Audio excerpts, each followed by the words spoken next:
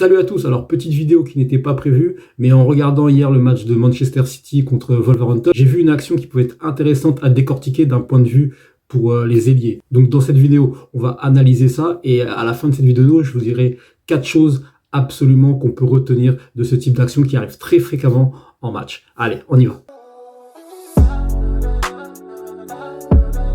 Donc avant de commencer, YouTube nous permet de moins en moins de mettre des vidéos de la Première Ligue.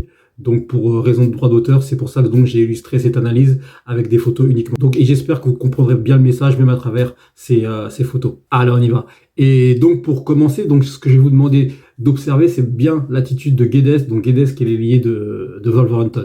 Donc là, on le voit ici donc à l'intérieur du jeu, très bien positionné dans un premier temps. Dans un second temps, pareil, il est également très bien placé parce que là, du coup, il ferme la passe à l'intérieur du jeu et donc le joueur en possession du ballon n'a plus que 2 options de passe possibles en fait qui sont sur les côtés. Et donc imaginons qu'il avait fait la passe sur le latéral et donc à partir de là, Guedes aurait eu largement le temps de coulisser. Donc là, donc le joueur de Manchester City fait le choix de passer le ballon directement à l'ailier. À partir de là, Guedes est toujours bien placé, hein, il est encore dans l'action. Donc on poursuit l'action. Guedes est encore dans l'action, il n'y a pas de souci, il est devant son latéral et là on peut se rendre compte d'une situation de 3 contre 3, mais à cet endroit-là du terrain qui n'est pas non plus très grave pour Wolverhampton. Donc là on a Foden donc en possession du ballon qui prend appui sur De Bruyne avec l'appel d'Haaland, donc encore une fois un bon appel d'Haaland dans la profondeur. Et donc pour l'instant Guedes lui est toujours bien positionné, il n'y a pas de problème sur son positionnement. Et donc je pense c'est à partir de là que les choses se compliquent. Donc on a ce joueur-là qui est donc concentré uniquement sur le ballon et son repli défensif. On se retrouve en situation, on peut dire, de 4 contre 2. Donc Haaland et Foden. Et par la suite, donc là, on se retrouve maintenant en situation de 1, 2, 3, 4, 5, on va dire, contre 3. Et on voit ici donc De Bruyne qui commence à faire ce que j'appelle la spéciale, c'est-à-dire le dédoublement en fait dans le dos. Donc là, c'est souvent Foden ou Mahrez d'habitude. C'est souvent Foden ou Mahrez qui sont d'habitude dans cette position-là. Et généralement, De Bruyne vient dédoubler dans le dos. Donc en sachant que c'est une des spécialités de Manchester City, donc là, Guedes aurait dû déjà être en mouvement et anticiper cette course de Bruyne.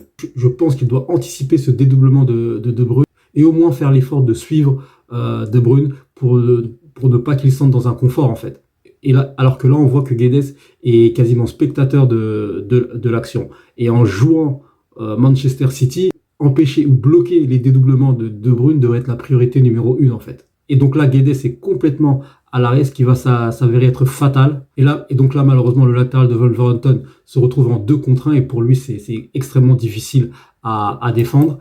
Et on peut dire que là, après, De Bruyne se retrouve dans cette position favorite, c'est-à-dire dans le demi-espace droit. C'est là qu'il est très performant donc pour centrer. Et là, avec la précision qu'il a, on sait tous que c'est hyper dangereux.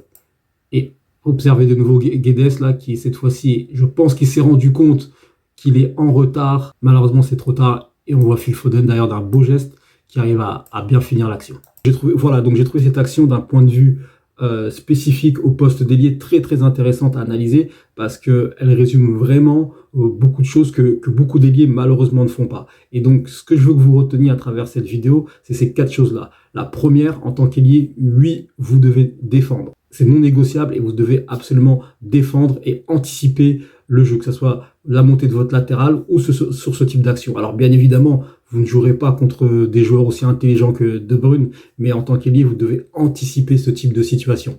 Et donc la deuxième chose, c'est votre placement lorsque vous n'avez pas le ballon en position défensive. Comme vous avez vu dans cette action, au départ de l'action, il est super bien placé et quasiment pendant 90% de l'action, il est très bien placé. La troisième chose à retenir absolument, c'est la concentration. C'est qu'à un moment, il perd sa concentration et juste le moment où il perd sa concentration, ça peut s'avérer fatal et ils sont tout de suite punis derrière. Et la quatrième chose, c'est le jeu sans ballon, notamment en phase défensive. Comme je l'ai dit précédemment, il y a vraiment beaucoup d'ailiers qui négligent cette partie-là alors que au très haut niveau, c'est très important d'être également très efficace dans ces phases de jeu en phase défensive. Parce que oui, certes, en possession du ballon, il n'y a pas de souci, vous pouvez faire les appels de balles, etc. Mais un ailier, surtout maintenant avec de plus en plus de latéraux qui sont très offensifs, on attend également un ailier qui soit très performant dans ses phases défensives sans ballon. Voilà, je vous remercie d'avoir regardé la vidéo et je vous dis à très vite.